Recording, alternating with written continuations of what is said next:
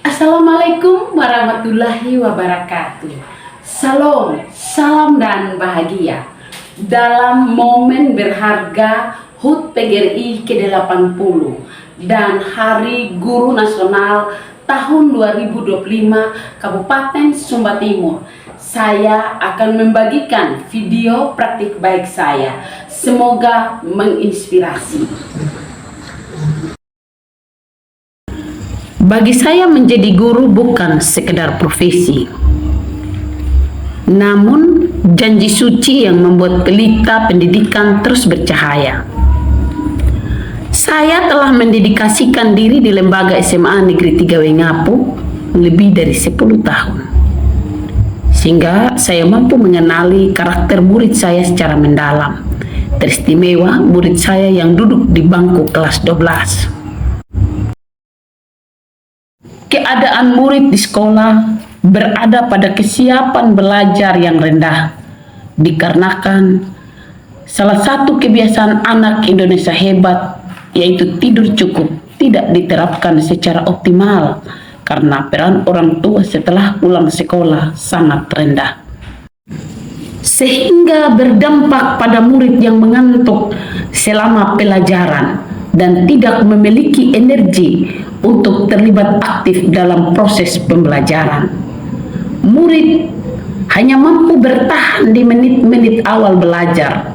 Di menit-menit selanjutnya terlihat sangat lesu, tidak bersemangat, bahkan guru dapat melihat murid tertidur lelap di kelas. Hal ini menjadi sangat berharga dan bahan perhatian saya selaku pendidik di sekolah. Berbicara tentang kesiapan belajar menjadi fondasi awal keberhasilan seseorang dalam proses pendidikan. Karena kesiapan belajar dimulai dari rumah, pola tidur yang baik. Tanpa kesiapan belajar yang memadai, proses belajar bisa terhambat. Selanjutnya, siapa yang berperan penting dalam kesiapan belajar murid? Yang pertama, dari lingkungan keluarga. Menyikapi dinamika kehidupan pendidikan murid kelas 12 sekolah saya bagaikan menelan pil pahit, butuh solusi dan tindakan kerelaan. Di sini saya melakukan suatu program yang saya sebut dengan istilah tidur cukup menyelamatkan masa depanku. Besar harapan dari program ini ada setitik terang di tengah kegelapan. Sasaran dari program ini yaitu membangun pola pendekatan humanis dengan orang tua untuk mengedukasi tentang pentingnya peran orang tua dalam mendukung kebiasaan tidur cukup demi terciptanya kesiapan belajar yang optimal di kelas. Langkah kecil atau aksi nyata yang saya lakukan. Yang pertama, mengadakan sesi ngobrol bareng orang tua. Bentuk kegiatan ini dalam forum kecil dengan suasana yang informal. Tujuannya membangun kedekatan yang humanis dengan orang tua, mendengar keresahan dan kebiasaan keluarga. Di situ saya menyisipkan edukasi soal pengaruh tidur terhadap fokus, emosi, dan performa belajar anak. Aksi kedua yang saya lakukan yaitu mengadakan podcast dengan tujuan mengedukasi peran orang tua akan pentingnya tidur cukup serta dampak kognitif yang terjadi pada murid ketika murid tidak tidur cukup. Aksi yang ketiga, panggilan personal. Bentuk kegiatannya untuk beberapa siswa yang menunjukkan tanda-tanda kurang tidur kronis, mengajak orang tua berbicara dengan pendekatan yang empatik. Aksi keempat dalam program saya yaitu menampilkan pengakuan jujur seorang siswa yang terbiasa begadang butuh keberadaan orang tua untuk mendampinginya, dan ia membacakannya dalam bentuk surat terbuka terhadap orang tua. Surat terbuka untuk orang tua.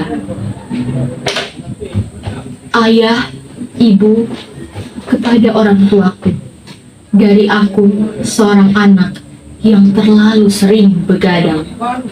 Aku tahu begadang itu tidak baik. Aku tahu tubuh ini butuh istirahat. Aku tahu mata ini sudah lelap dan pikiran ini semakin kacau. Di malam-malam panjang yang seharusnya aku isi dengan tidur, aku malah terjaga, menatap layar, ponselku, bahkan ada di antara teman-teman sebayaku. Tidak ada yang menyuruhku untuk begadang, tapi juga tidak ada yang mengingatkanku untuk tidur. Tidak ada yang datang ke kamarku dan bertanya, "Kamu baik-baik saja?" Tidak ada yang duduk di sampingku dan bilang, "Udah tidur dulu ya, cerita besok." Kadang aku bertanya, di mana kalian saat aku mulai berubah? Saat hari-hariku dipenuhi kantung mata dan detak jantung yang tak beraturan? Saat aku menjerit dalam hati tapi tak ada yang mendengar? Aku bukan hanya butuh tidur, aku butuh ditemani. Aku butuh didengarkan, aku butuh dimengerti. Aku tahu orang tua juga lelah, sibuk dengan pekerjaan, urusan rumah, dan mungkin juga lelah menghadapi anak yang tak mudah diatur. Tapi bisakah kita saling mencari, bukan saling menunggu? Begadangku menjadi kebiasaan burukku, tapi aku ingin berubah. Aku ingin sembuh, aku ingin tidur nyenyak, agar aku siap belajar di hari esok. Ayah, ibu, tolong jangan biarkan aku terus terjaga. Aku tak butuh dimarahi, aku butuh ditanya, didengar, dipeluk.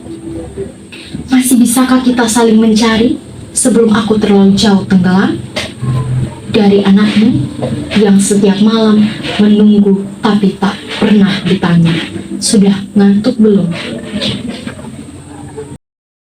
Tentu ketika program ini dilaksanakan, ada banyak tantangan yang dirasakan. Namun tantangan yang paling mendasar adalah konsistensi yang tinggi.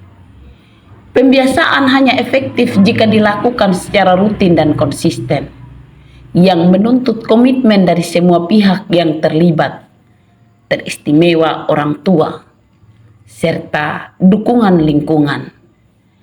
Jika pesan-pesan pembiasaan tidak didukung oleh lingkungan rumah atau masyarakat sekitar, dampaknya menjadi kurang maksimal. Tindakan sederhana yang membawa perubahan nyata, itulah yang dibutuhkan dunia pendidikan saat ini. Aksi sederhana yang telah saya lakukan menemukan jawaban nyata. Murid yang cukup tidur menunjukkan partisipasi aktif selama proses pembelajaran di kelas, sehingga waktu belajar dapat dimanfaatkan secara lebih efektif. Perkembangan belajar yang efektif ini tergambar secara jelas pada rapot pendidikan sekolah saya 3 tahun terakhir, dari tahun 2023, 2024, dan tahun 2025, teristimewa pada kemampuan numerasi murid. Skor capaian yang diperoleh pada tahun 2024 sudah mengalami peningkatan dari tahun 2023, namun masih berwarna kuning. Dan hal yang sangat membanggakan, pada tahun 2025 mengalami peningkatan yang signifikan, di mana rapor pendidikannya berwarna hijau, bahkan diberi lambang jempol. Demikian video praktik baik yang telah saya lakukan. Semoga berdampak bagi dunia pendidikan di tanah Humba tercinta. Terima kasih, salam dan bahagia.